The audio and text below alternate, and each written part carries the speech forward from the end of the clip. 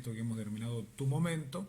Y ya está con nosotros a través de la línea telefónica Fátima Victoria Valenzuela, doctora en historia. Bueno, tiene tantísimos títulos que ya vamos a estar charlando con ella, pero la vamos a presentar de esta manera, dándole la bienvenida. Los muy buenos días también. ¿Cómo está, Fátima? Hola, buenos días. Muy bien, muy bien. Muchas gracias por la entrevista radial. No, por favor, los agradecidos somos nosotros por brindarnos un poco de tu tiempo. Sabemos que en esta altura del año hay muchísimas actividades en las cuales vos estás involucrada y bueno, te agradecemos por permitirnos tenerte en el programa y bueno, y charlar un poco sobre tu historia, ¿no? Ya que hablamos de historia, vamos a hablar de un poco de tu historia personal, contándole a nuestros oyentes si sos oriunda aquí de la provincia. Sí, ¿hace cuántos años estás vinculada a la docencia? Así que vamos a comenzar por allí, ¿te parece? Dale, dale. Sí, en realidad yo soy de la ciudad de Resistencia y estudié el profesorado en Historia en la Facultad de Humanidades. Me recibí en el año 2011, me recibí de profesora y posteriormente empecé el camino en la investigación Ujú. histórica. Sí, Un largo camino, digamos. el largo camino, ¿no? Y bueno, ¿cómo llegó el gusto personal por la historia? ¿Algo que siempre te gustó o apareció en algún momento o fuiste influenciada de alguna forma? Y en realidad cuando estudiaba en el colegio secundario me gustaban las humanidades, básicamente, no tenía un gusto personal Ujú. hacia una, pero poco a poco fui optando distintas y evaluando básicamente las carreras. Hice una Sí, pasantía en el cuarto año del secundario, sí, era muy estudiosa además, y en el ajá, cuarto año hice una pasantía en el departamento de geografía y vi lo que hacían en geografía y no es que me atrapó mucho. Después investigué un poco la carrera de filosofía y tampoco me convenció, entonces, bueno, me quedaba historia, digamos, no me quedaba mucho acá, porque yo vivo muy cerca de la universidad y para mi papá, es decir, yo pensaba económicamente era rentable estudiar en la Facultad de Humanidades por ellos básicamente. Entonces, claro. entre las opciones estaba eso, también estaba ciencia de la educación, pero no me convencía. Entonces, bueno, quedaba historia, había que descubrir esa carrera y al contrario, me pareció fascinante todo el recorrido que hice en estos años. Es decir, Ujú. tuve muchas razones porque elegí eso, pero Sí. indudablemente fue la mejor opción del camino laboral y por vocación también. Me encantaba enseñar, básicamente en el secundario siempre enseñaba a mis compañeras y era como que mi tarea era eso, digamos. Ujú. Entonces siempre tuve una vocación hacia enseñar a otros, pero poco a poco fui conociendo el mundo de la investigación y también me apasionó mucho y me siento muy bien en ese camino. Bueno, y en esto que vos mencionás, Fátima, en todo este proceso, en tu trayectoria, en cuanto a tu formación, por allí siempre hay como un tipo de idea previa de lo que uno considera que es el profesorado, de qué se tratará, y cuando comenzás el camino a desandar, bueno, hay cosas que te gustan más, otras menos, y supongo que eso también te habrá pasado a vos. Sí, en realidad el profesorado siempre me gustó y trabajé en la docencia varios años. Antes de recibirme incluso ya tenía horas en el secundario, con lo cual tenía una cercanía, pero poco a poco me fue atrapando más el mundo de la investigación, donde me sentía más contenta, más apasionada por ir al archivo, por hacer todas las tareas de investigación, me apasionaban más. También me gusta la docencia, pero siento mayor vocación hacia el mundo de la investigación, pero ambas cosas están conectadas, Claro. decíamos, uno no puede perder de vista enseñar y transmitir todo lo que se hace en el mundo de la investigación y más que nada las tareas de extensión con la comunidad. Y básicamente las tareas que uno hace para otros, comunicando la ciencia, es sumamente gratificante y es nuestra obligación cuando hacemos investigación. Ujú. Fátima, y bueno, en este camino de estudiar, de ir formándote y capacitándote de manera constante, después de finalizado el profesorado, dijiste, bueno, vamos por más. ¿Y qué fue lo que Sí. hiciste inmediatamente después de eso? Hice la licenciatura, en el 2013 defendí mi tesis de licenciatura y después empecé un máster en Historia de las Independencias Latinoamericanas. Era una posibilidad que había virtual, entonces me inscribí en ese máster Ujú. y era un máster en España.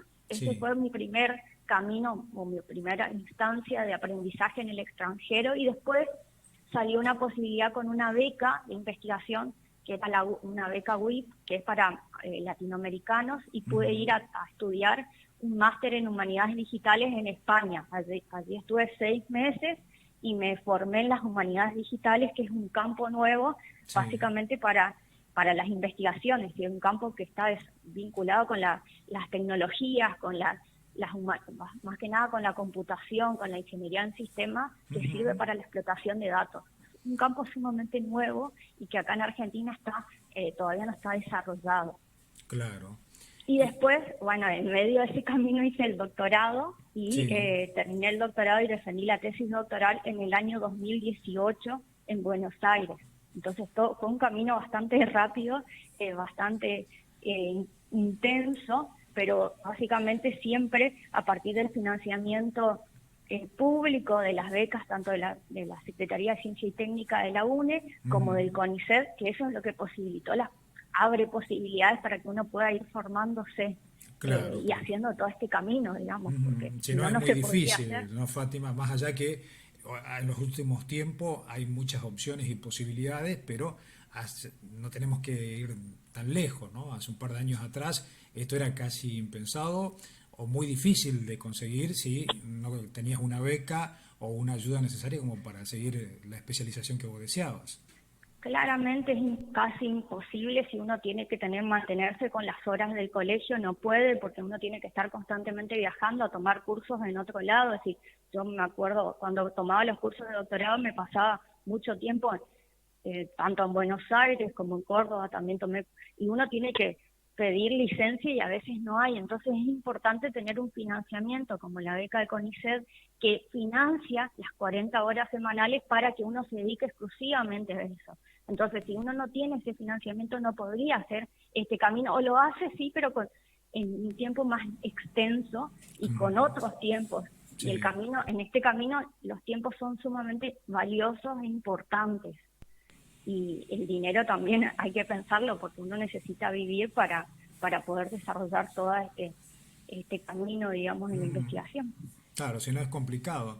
Bueno, y cuando surgió esta posibilidad, y bueno, que tuviste la oportunidad, como bien lo mencionaste recién, de viajar a otro país, ¿cuáles fueron esas sensaciones? Digo, primero enterarte, luego ya concretar y ir con todo un bagaje de ilusiones, supongo, ¿no?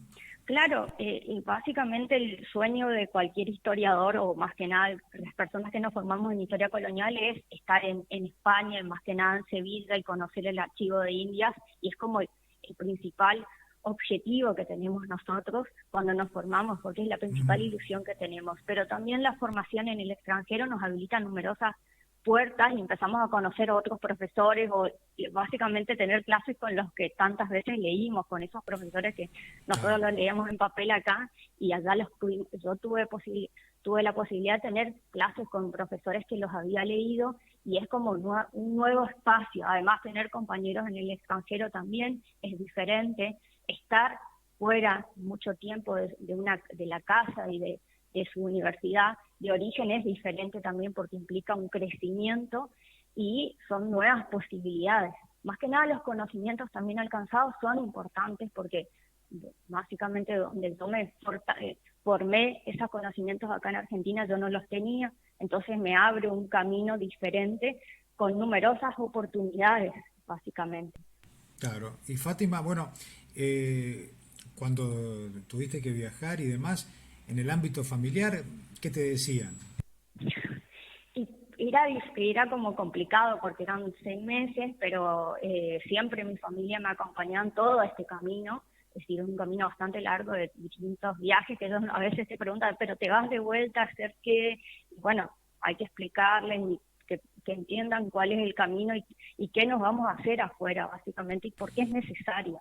Ellos con mucha ilusión me acompañaron, me acompañaron económicamente, con el cariño, llamándome todos los días a ver cómo estaba allá. Es decir, es todo un cambio para la familia y sobre todo para los lazos muy cercanos, digamos, porque la familia tiene que apoyar, si no, no se puede desarrollar todo este camino.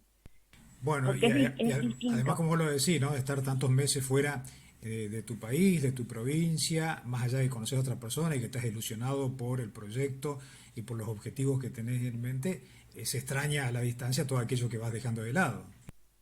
Claro, y bueno, también yo también era muy fanática estudiando, entonces como que mi objetivo fue ir y terminar y hacer un buen papel en una universidad diferente, viniendo del Chaco, viniendo de Argentina, que tienen tantos, entonces yo quería hacer el mejor papel y creo que lo cumplí y aprendí, logré mis metas, digamos.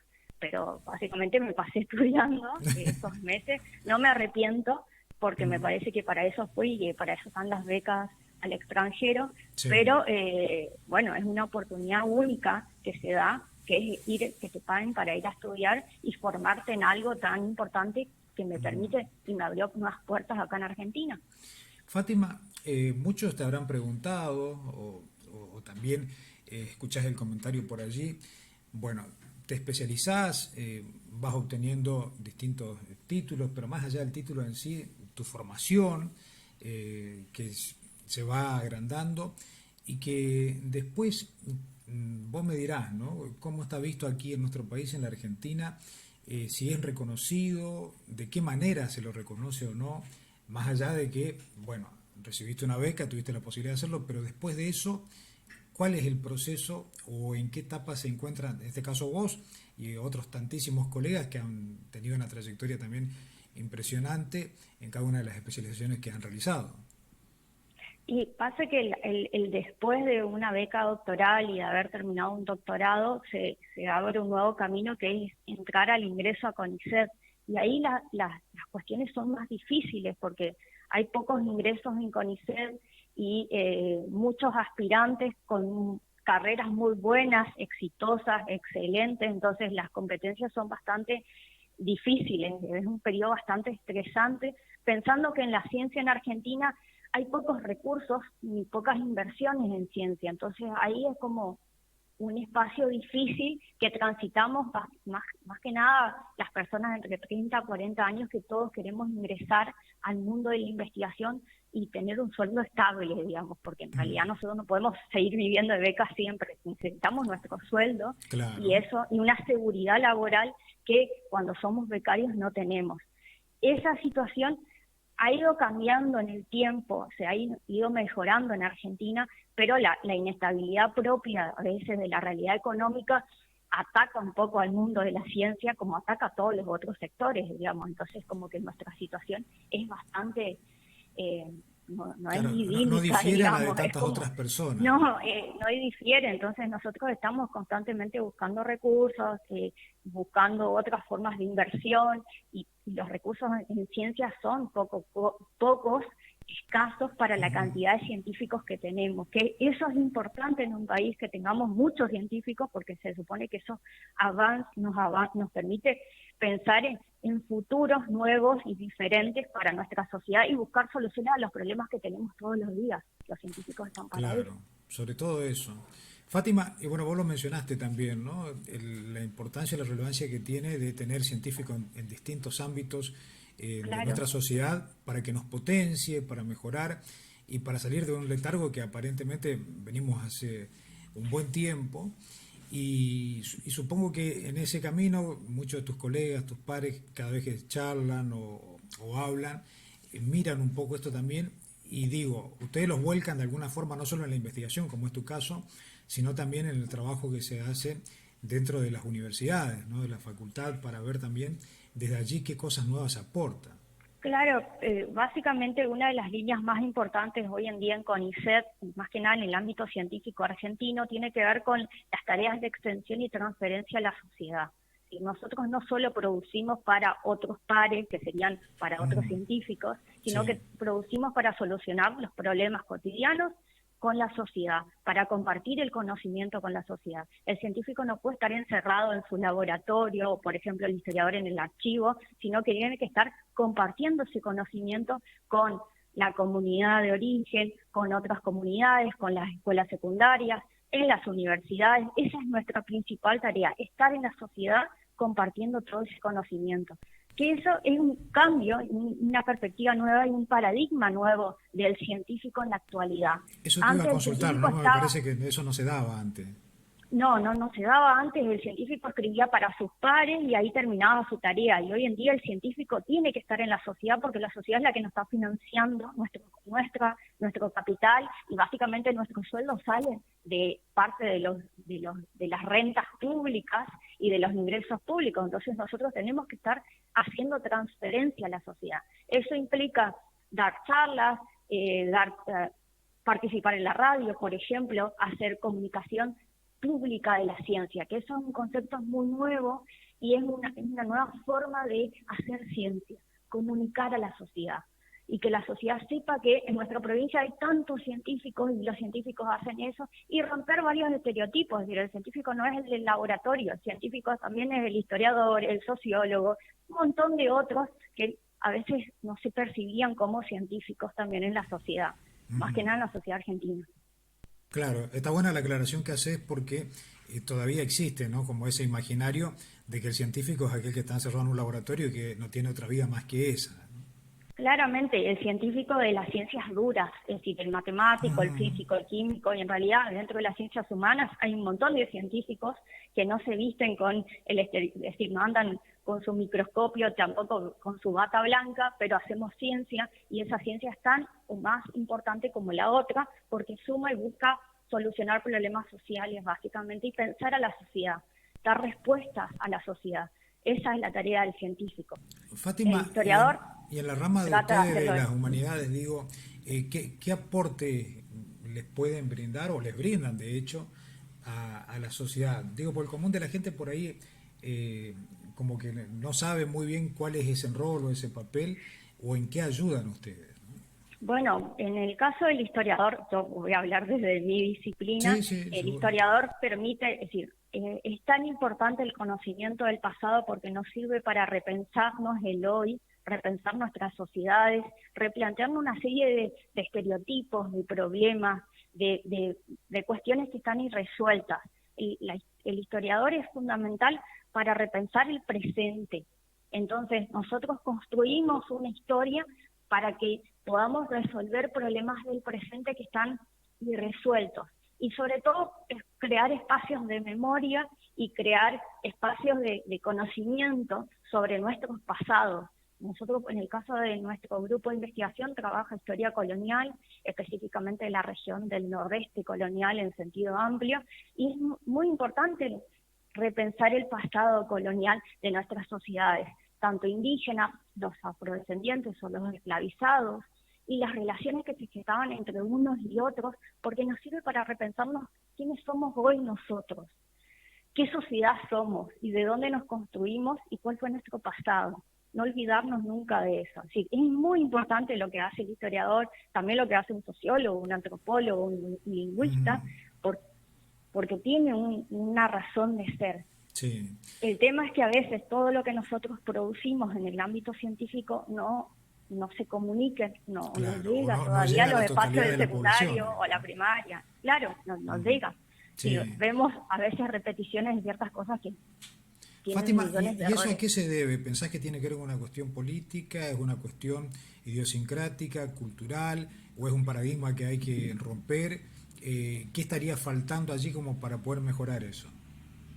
Yo creo que tiene que ver con el paradigma del científico que muchas veces escribió para su propio ámbito y no comunicó la ciencia como debería, con lo cual no se involucró, por ejemplo, en la construcción de manuales para el nivel secundario, no se involucró en charlas, en campañas, en millones de otras actividades para comunicar lo que se está produciendo. El camino, por ejemplo, en la historia, el avance es re importante en Argentina, pero si uno llega a los manuales de textos o llega a otros sitios, ve que todavía esa ciencia o ese conocimiento histórico no está en el nivel secundario, en el nivel primario, y vemos un montón de cosas y de repeticiones que no nos parecen muy adecuadas a veces. Claro, Pero también tiene que ver con nuestra culpa, digamos. Ahí hay una responsabilidad del científico y del historiador que no se involucra con la comunicación pública de la ciencia. sí. Y por un lado, teniendo en cuenta esto que vos decís, que algunos tal vez no se involucran, Y del otro sector, pasando la vereda, digo, al ámbito político, ¿son consultados, son tenidos en cuenta los especialistas en la disciplina humanística, digo, como para decir, bueno, a ver, qué están haciendo, qué investigaron, qué nos pueden aportar a las políticas que tenemos para desarrollar Claro, a adelante, las o todavía políticas falta eso? públicas. No, claramente sí, nos somos consultados porque constantemente están surgiendo nuevos proyectos y acuerdos de trabajo entre los institutos, por ejemplo, el Instituto de Cultura o el Instituto de Educación, o van surgiendo poco a poco nuevos espacios de trabajo colaborativo entre espacios científicos y espacios gubernamentales de la provincia, tanto acá como en Corrientes como en el resto de las provincias. Y poco a poco se están generando lazos de trabajo y acuerdos de trabajo con ambos espacios, porque también hay una desconexión a veces entre ambos ámbitos. Sí, Entonces esa desconexión es la que genera también que no se produzcan los avances o que la ciencia, la gente no sepa qué producen los científicos, básicamente. claro, sí. Fátima, bueno, hablando de tu trabajo de investigación específicamente, ¿hay algo primordial o hay una temática que vos has elegido y que has investigado eh, que nos gustaría que nos cuentes un poco, ¿sí?, acerca de la esclavitud? A ver cuál es el enfoque, la mirada y cómo ha sido ese proceso de construcción que has ido haciendo.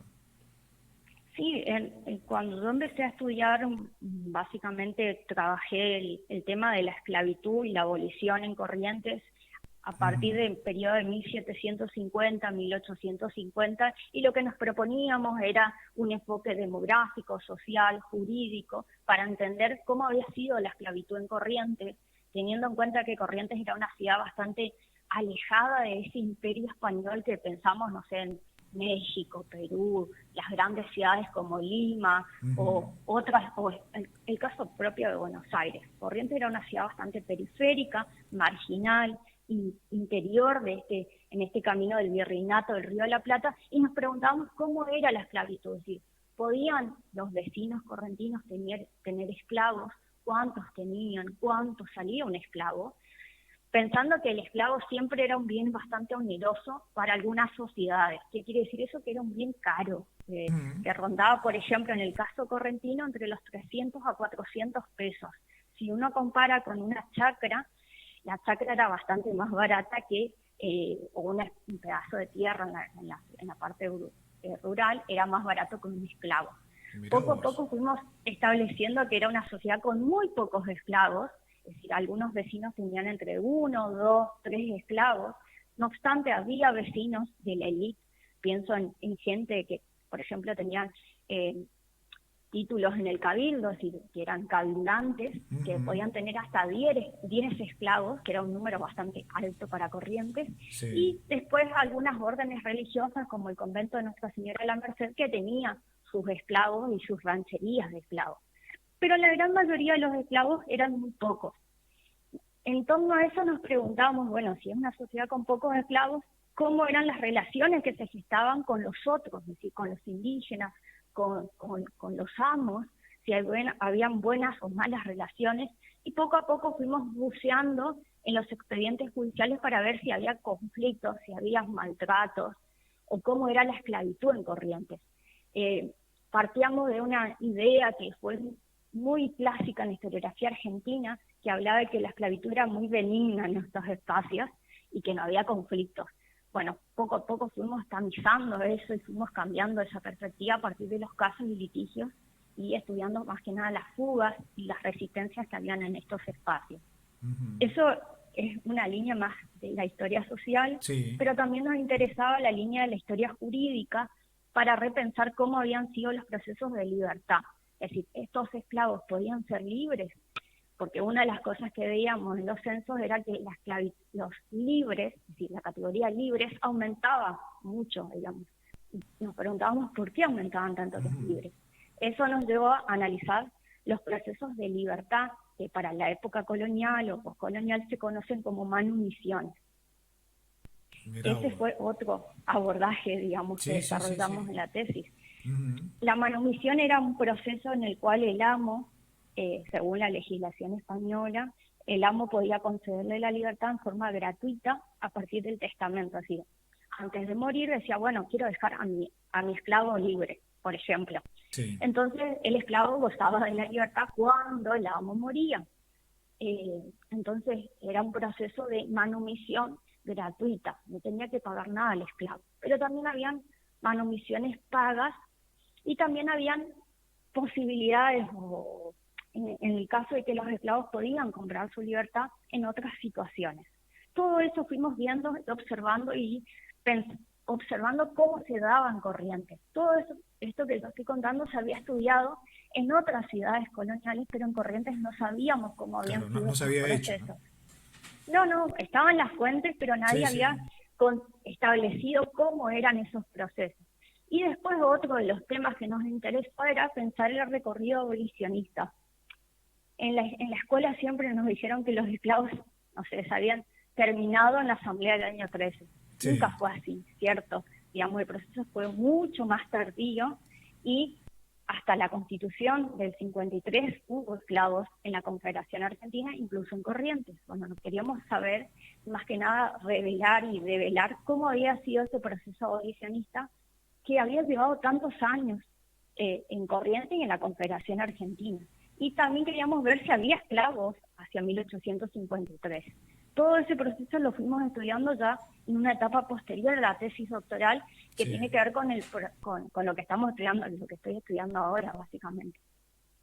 Mirá vos qué interesante, Fátima, lo que estás contando, ¿no? Porque claro, mientras vos vas detallando esto, yo voy pensando en esas cuestiones que nos fueron enseñando en el ámbito educativo, en los distintos niveles que hemos pasado, y a veces se tomaba como una fecha determinante cuando se terminó con la esclavitud, acá como lo dijiste, con la Asamblea del año 13, y como que de ahí desapareció, o prácticamente no se supo más nada que había pasado con aquellos que en su momento fueron esclavos. Y en cada provincia, como el caso de Corrientes que vos la estás mencionando, ha sido un proceso distinto, ¿no? Claro, pero además mucho más largo, porque en Claro, realidad la sí, sí. Asamblea del año 13 solo estableció la libertad para los nacidos a partir, es decir, la condición de libertos para los nacidos a partir del 31 de enero de 1813. Es decir, ahí apareció una nueva categoría jurídica, que eran Sí. los libertos, que tampoco fueron libres. Ujú. Son sujetos que, en el caso correntino, es muy interesante porque un gobernador de Corrientes va a establecer que esos niños libertos van a estar a partir de los 7 años en manos del gobierno correntino, que decidirá qué va a hacer con esos niños. Nunca fueron libres, digamos, nunca Ajá. tuvieron esa condición de libertad que es fundamental para el sujeto, es un derecho básico. Entonces, Sí. imagínate lo que significaba ser un liberto, que que el Estado está definiendo qué va a pasar con tu vida a los 7 años. Es decir, es como nosotros hoy en día nos preguntamos qué era ser esclavo, qué era ser liberto, qué era ser libre en esa sociedad. Y se estaban discutiendo un montón de cosas que no me quiero imaginar en el sujeto lo que significaba eso, que otro defina tu condición. Es como muy, muy fuerte, digamos. Claro, sí, una realidad muy cruda, muy dura también, que les Claramente tocó vivir. una realidad de dominación colonial que persistió durante el siglo XIX y que si uno se pone a pensar en qué pasó cuando se estableció la abolición. La Constitución estableció que todos somos iguales ante la ley y Sí. que se suprimía la esclavitud en 1853 y claramente la historiografía argentina había dicho que para ese momento no había esclavos. Es decir, lo que Ajá. estableció la Constitución era como un fin, pero que en realidad ya no había más. Ajá, Los sí, sí. historiadores que están trabajando hoy en día estos temas van observando en cada una de las ciudades que sí había esclavos, eran muy pocos. En el caso correntino había alrededor de 110 aproximadamente esclavos, y el gobierno, en el caso correntino, que es muy interesante, va a establecer un mecanismo para controlar y corroborar cuántos esclavos había en Corrientes. Y ese proceso después va a dar origen a una serie de documentos que son unas historias de vida que se conocen como registros de esclavatura. Esos registros son fuentes únicas para el territorio de la Confederación Argentina. No hay en otra provincia lo que se hizo en Corrientes. Y esa fuente registra la historia de cada uno de los esclavos. Nosotros podemos saber quiénes eran esclavos hacia 1853, dónde habían nacido, de dónde habían venido, cuántos años de servicio habían tenido para sus amos y sobre todo cuánto valían. Esa documentación que hizo el gobierno correntino la hizo básicamente para poder determinar cuánto valía, cuánto el Estado correntino tenía que pagar al amo, como una especie de indemnización por su esclavo perdido. Es sumamente interesante ese recorrido abolicionista que se da en el territorio correntino, que no se da en otros espacios, pero sí que es semejante a lo que pasaba en Uruguay y lo que pasaba en Cuba. Y también lo que pasaba en Nueva Granada. Si uno compara a nivel americano, ese recorrido es muy semejante a lo que pasaba en otros centros con muchos más esclavos, obviamente. Fátima, es imposible no ver la pasión que le pones cuando vas contando esto, y me imagino que eso mismo fue lo que te llevó, digo, a la hora de ir a la fuente, ir recopilándole los datos, ir comparándolos, bueno, para llevar adelante esta investigación fantástica y que en realidad nos muestra también una realidad desconocida de la provincia de Corrientes, ¿no? Claro, sí, hay una fascinación, pero también hay un trabajo de archivo que nos llevó bastante tiempo Claro. encontrar estas fuentes, porque a veces no están, uno tiene ¿Cuánto que tiempo revisar mucho. te llevó esto, Fátima? Y la tesis doctoral me llevó, bueno, son 5 años para hacer la tesis doctoral, pero yo ya venía trabajando Sí. con otras fuentes antes, con la tesis de licenciatura. Fue un recorrido casi calculo entre 8 años de ir construyendo mi tema, mi problema, mis preguntas. Vamos a preguntar desde qué lugar, y desde Sí, miles de lugares fui observando el mismo problema, pero claro, tenés que ir encontrando delimitando respuestas, también. digamos, porque Sí. uno se pregunta desde el método de investigación, siempre se pregunta desde dónde va a escribir o cuáles son sus preguntas, y yo fui generando distintas preguntas y encontrando respuestas con distintas fuentes, y trabajé en numerosas fuentes en el archivo, no hay una única. Sí, sí, Ahora sí. me enamoré de esos registros de clavatura porque para mí son fuentes únicas, pero trabajé con un montón de fuentes a lo largo de este camino y Claro, voy a y seguir además porque trabajando, ahora lo básicamente. podés ver desde otro lugar, digo, en ese momento estabas en Claro, pleno sí. proceso de construcción. Claro, es la maduración también del tema, digamos, el que decanta todo este conocimiento que llevó bastantes años procesarlo y leer sobre otros espacios, y tratar de comparar, básicamente para que lo que yo veo en Corrientes pueda establecer relaciones con la historiografía americana. También el año antepasado, en tiempos de pandemia, hice un estudio, es decir, un certificado en estudios afro-latinoamericanos en Harvard, y ahí empecé a leer muchas más cosas, aunque ya las había leído, pero volver a leer cosas de otros países que son Ajá. sumamente importantes en la literatura. Entonces hay que seguir formando y leyendo, porque este campo de los estudios afro-latinoamericanos está en vigencia en todos los países. La verdad que es sumamente fascinante, Fátima, esto que nos estás contando, escucharlo, bueno, vivirlo ni hablar, pero sobre todo también, como vos decís, la sensación de que vas descubriendo cosas nuevas, pero que a su vez en ese mismo descubrimiento decís, bueno, ¿cuánto más faltará, no? Y sí, en realidad ahora, por ejemplo, en mi proyecto, ya cuando uno ingresa a carrera, tiene que presentar un nuevo proyecto de trabajo para seguir, digamos, investigando, y ya ahora me propuse trabajar el caso de Corrientes en relación con Paraguay. Entonces, Ajá. ampliar el horizonte a qué pasa en Paraguay, que también es tan interesante. Si bien Sí. la historiografía paraguaya es más rica, se ha estudiado un poquito más la cuestión de la esclavitud, pero hay numerosas fuentes sin ser estudiadas y sin ser analizadas. Entonces mi interés es empezar a trabajar el caso paraguayo como lo he hecho en Corrientes, con las mismas preguntas quizás. Sí, Entonces como que no nunca se acaba, digamos, porque uno va encontrando ujú. nuevos espacios, más que nada que espacios que necesitan ser trabajados, Sí, porque sí, uno sí. trabaja siempre con evaluar cómo había sido la producción en otros espacios y ver qué se puede hacer para seguir construyendo esta historia regional, que es básicamente mi interés. Bueno, y supongo que en este nuevo camino, en este nuevo proyecto, tenés muchas expectativas de qué va a surgir allí, ¿no? En esta investigación. Y sí, claro, tengo muchas expectativas, pero es un campo muy amplio porque Paraguay es una sociedad con más esclavos que Corrientes, tiene muchas Claro. más fuentes y tiene muchas aristas. Es decir, yo quisiera trabajar, no sé, por ejemplo, los conflictos judiciales que se daban entre esclavos y amos, o las fugas, pero en realidad primero tengo que empezar a pensar cuántos eran. Ujú. Entonces, yo sé qué tengo que hacer, pero me apasiona el mundo judicial, pero tengo que empezar a trabajar con otras fuentes que son más cuantitativas, como por ejemplo testamentos y otras fuentes que son muchas, pero lo voy a hacer, digamos, que me encanta y me están pagando para que realice esa tarea. No quedan dudas de eso, Fátima, ¿no? De que realmente te encanta y además, digo, qué interesante es esto que vos nos estás contando, porque para muchos es prácticamente nuevo o desconocido o directamente jamás lo escuchó.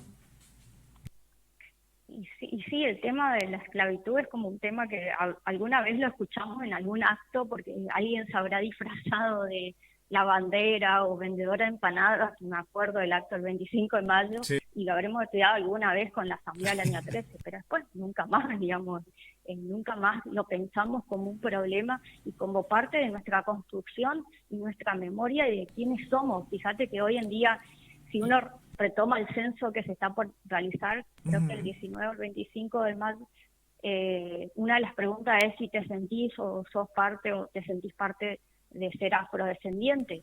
Claro. Y en Argentina esa pregunta es muy... Sí, mucha gente sí se siente afrodescendiente, pero la gran parte de la sociedad va a decir, ¿y por qué esta pregunta? Claro. Y esta pregunta es básica, porque nosotros los argentinos venimos y tenemos en nuestra sangre mucho de los afrodescendientes. Entonces es una pregunta que nos tiene que calar hondo para repensarnos nuestra sociedad, ¿dónde están esos negros? Y nosotros somos descendientes de esos negros que vinieron en esos barcos. Esos primeros barcos que llegaron acá eran barcos de negros. Entonces, tiene que decantar en nuestro ser argentino que parte de nuestra sociedad fue negra y tenemos en nuestras raíces esa historia, esa rica historia. ¿Sí? ¿Por qué estudio la esclavitud? Para repensar mi sociedad presente. ¿Quiénes somos hoy? Los argentinos, obviamente. Sí. Entonces, es sumamente importante estudiar estos temas porque tiene un contenido social sumamente importante. Muchos van a estar pensando y diciendo, ¿cómo que somos descendientes de esclavos? ¿No? Sí, Porque es es una como de que las no cabe en preguntas, ese es que imaginario social. no cabe porque nosotros nos construimos como una nación blanca a partir de todo un Claro. proceso de homogeneización y a Ajá. partir de un proceso de construcción del Estado-Nación a partir de la década del 80, en 1880, entonces todos somos argentinos, todos descendemos de barcos, Sí. pero de inmigrantes, y no hubo nada más antes. Y en realidad no es así, hubo una larga historia. Tanto Claro. O retomando esto que vos decías, ¿no? En los actos que a veces se hacen del 25 de mayo y que se hacen las representaciones de los esclavos, sobre todo en el Río de la Plata, se lo ve como feliz, contento, ¿no? Como que tenía una vida muy similar a todos los habitantes de esa época, cuando en realidad sí, tampoco era sí, tan claro. así. Claro, pero también cuando uno retoma y piensa, bueno, entiende, bueno, en Brasil sí había negros, pero acá no, y acá nuestros esclavos eran distintos, porque allá sí había, no sé, resistencias, y acá no, sí, acá no había resistencia porque también había fugas, había abandonos de las casas, había huidas constantes, porque había maltrato y había una dominación hacia los indígenas y hacia los esclavos. Entonces no podemos perder de vista cómo fue nuestra sociedad, que no nos enseñaron eso quizás y nosotros repetimos ciertos cánones de esa idea de sociedad blanca llegada de ciertos barcos. Ignoramos toda la otra parte. Bueno, y hablando un poco, Fátima, de esto, no solo de la investigación, digo, y de la temática que vos estás mencionando, ¿cómo se vuelca todo esto en las escuelas, en los distintos ámbitos educativos, en los distintos niveles de nuestro país, como para repensar también estas cuestiones y cambiar algunas ideas construidas socialmente? Yo creo que es decir, se están dando cambios curriculares muy interesantes, pero todavía yo no veo grandes cambios, digamos. Sí se Claro. dan cambios de lineamientos y básicamente en los manuales de textos hay grandes secciones sobre esta parte que siempre fue la negada, digamos, en nuestra currículum oficial. Pero todavía yo creo que tenemos camino para hacer los historiadores, más que nada en esta comunicación y en esta, más que nada en repensar nuestra historia argentina y Sí. en comunicar esa historia a los niños y adolescentes. Yo creo que nosotros los historiadores sabemos y entendemos todo esto y hemos avanzado un montón, pero en la escuela todavía se sigue dando lo antiguo, que sabemos que es obsoleto y que no está bien. Sí, Pero sí, ahí hay como... por eso te lo preguntaba, ¿viste? Sí, hay cambios curriculares, uno lee los cambios curriculares, pero no siempre lo que se pone en el cambio curricular se enseña, digamos, esa historia enseñada es otra cosa de la historia que en realidad se empieza a construir en estos ámbitos científicos.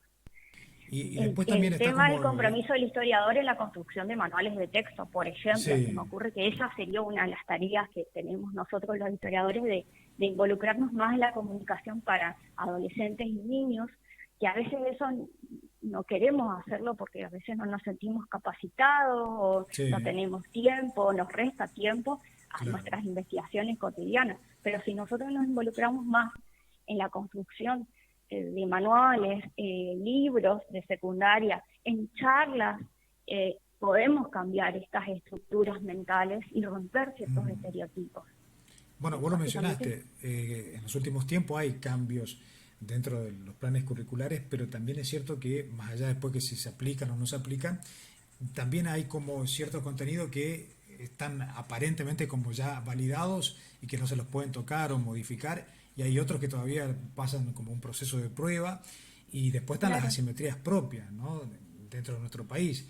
Hay cosas que se leen más, que tiene que ver más con un centralismo que tal vez con la parte federal. Bueno, Sí, todos los claramente dilemas hay un existentes, centralismo ¿no? porteño, básicamente, Claro. que son los historiadores, los porteños que salen a veces con las fiestas patrias y uno escucha cada cosa que tampoco son el ejemplo, digamos, no sé, recuerdo no sé, los 25 de mayo, los 20 de junio, que convocan a unos historiadores que tampoco no son los del interior que pueden decir otras cosas también. Claro, Entonces o hay un pueden juego, aportar algo digamos, de diferente, poder. ¿no?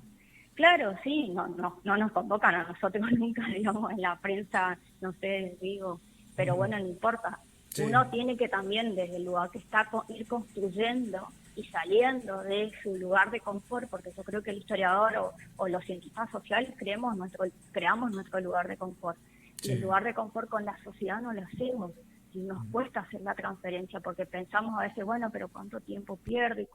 Pero en realidad esa es nuestra tarea, comunicar a los otros para romper las estructuras de pensamiento con estos conocimientos que son totalmente científicos y avalados por la academia, digamos. Eh, pero y bueno, además, Fátima, también es importante destacar que, como es tu caso, la de tantísimos otros aquí en nuestra provincia, para no ir tan lejos, ¿sí? De personas reconocidas y de larga trayectoria con trabajos realmente importantes que pueden aportar y sumar mucho a la construcción nacional, y así pasan otras provincias también, ¿no? Y que por allí claro. se lo va conociendo, pero de a poco, como lo decía, a través de los medios digitales, a partir de algo que publican o de una tesis doctoral, bueno, te vas enterando de los trabajos que van realizando, porque si no, no tienen como demasiada cabida, ¿no? Sí, claro, pero en nuestra provincia el ámbito científico está es muy importante, hay muchos, hay dos centros de CONICET, tres en realidad centros de CONICET, unidades ejecutorias de CONICET, entonces hay muchos científicos y también hay muchos humanistas, es decir, historiadores muy ricos que han producido una historia sumamente importante que a veces quizás no se lee en la escuela tampoco lo que han hecho nuestros historiadores, entonces también hay que repensar la voz de nuestros chaqueños, esta voz de estos cientistas que han construido sobre la historia tanto colonial como la historia contemporánea y que hay que volver a ellos, que son voces sumamente calificadas.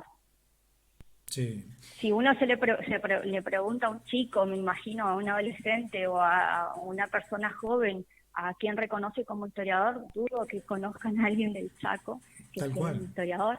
Sí, sí, sí. Supongo que la respuesta acabada o final va a ser Felipe Piña y en el Chaco hay un montón de historiadores importantes Ujú. y sí, y en Argentina también hay un montón de Sí, sí. historiadores que no son Felipe Piña y que en realidad han hecho muchísimas cosas para el mundo académico, pero también para la transferencia y han construido muchos conocimientos y un trabajo sumamente rico, pero no nos conocen. Ujú. También es nuestra culpa, nosotros no nos hacemos conocidos tampoco, Claro, pero sí. hay de ambas Hay partes, 50 y digamos. 50, diríamos, ¿no? 50 Responsabilidades 50 compartidas. diré. Felipe Piña hizo su tarea en los medios y los historiadores, el resto no, pero bueno, Claro. Hizo otra cosa capaz, pero la gente no lo conoce. Si uno se pone a pensar quién es científico en Argentina, y yo creo que nadie sabría un nombre de un científico argentino porque no nos vamos a conocer mucho y somos científicos. Claro. Hacemos ciencia, todos los días hacemos ciencia. Así es. Bueno, Fátima, la verdad, riquísima la charla. Espero que te hayas sentido cómoda. Yo la pasé bárbaro porque es un gusto charlar contigo, enterarnos, ¿sí? No solo de tu historia personal, sino del trabajo realizado y que también nuestros oyentes puedan enterarse y saber qué es lo que has hecho. Y bueno, próximamente esta misma nota que te hice va a estar en España, así que muchos colegas tuyos, personas que has conocido allí, seguramente podrán escucharte con alegría y con gusto después de haber construido y compartido algunos gratos momentos. Bueno, muchísimas gracias Sergio y un gusto haber compartido con la audiencia y con la radio algunas cuestiones de ciencia, digamos, en nuestra región. Sí. Y es sumamente rico que nos invites y siempre vamos a estar para hacer alguna entrevista o dar alguna respuesta a algo de Sí, nuestro ámbito. de a poquito voy llamándolos a todos, son varios Dale, acá, ¿no? dale, La que dale. siempre participa es Laura, ya sabés. Sí, María Laura, sí, sí, mi directora. Sí, Claro, la conocés, así que, bueno, a ella le sí. gusta participar en A todo, ella le gusta, sí. así que no Sí, tiene sí, a mí mayores me cuesta inconvenientes. un poquito más, digamos, no soy como ella, pero de a Nah, pero poquito voy a ir. no se notó para nada, te digo, ¿no? Le has puesto mucha Bueno, pasión, muchas ganas. Fátima, por último, para cerrar y agradecerte, eh, para aquellos que estén interesados o quieran leer parte de tu trabajo, que vos lo mencionaste, que hiciste sobre Corrientes y la esclavitud, ¿dónde lo pueden encontrar al material? ¿Dónde lo pueden buscar? y O si tenés algún resumen, algo. ya va a salir el libro, la tesis, aún no salió porque Ajá. no puedo terminar, digamos, Sí, sí, pero sí. ya está por salir la tesis Bien. publicada y mis artículos están en línea Ajá. en algunas revistas científicas, pero también en academia.edu hay algunos artículos colgados sobre la esclavitud en Corrientes. Pero Bien. sí, está todo colgado y están todas las referencias y pueden acceder a partir de internet nomás buscando mi nombre y ya está. Está Claro. todas Perfecto. la- Bueno, las Fátima. publicaciones. Bueno, muchísimas gracias, Sergio. No, por favor, que tengas un buen día y en otro momento te llamo de nuevo y charlamos otra vez sobre algún otro tema. Dale, un gusto. Chau, chau. Dale, que sigas bien, hasta luego.